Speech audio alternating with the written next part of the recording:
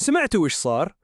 إيران ضربت قاعدة العديد في قطر، وتخيلوا ترامب رئيس أمريكا طلع وشكرها. وش السالفة؟ تعالوا نرجع ورا شوي.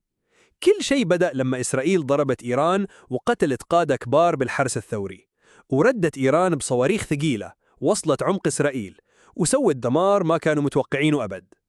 بعدها إيران استهدفت قاعدة أمريكية في قطر، بس الغريب أنها أرسلت تحذير قبل الضربة، وقطر بلغت أمريكا، والقاعدة كانت فاضية وقت الضربة.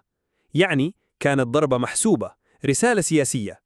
وفجأة ترامب يطلع ويقول الحرب انتهت وشكرا لإيران. ليه؟ في ناس تقول إنه خاف من مواجهة مباشرة، وفي ناس تقول إنه في صفقة انطبخت من تحت الطاولة. بس اللي واضح إيران أثبتت قوتها، وأمريكا تبغى تطلع من الموقف بأقل خسائر. الوضع مو طبيعي، واللي جاي ممكن يكون أغرب.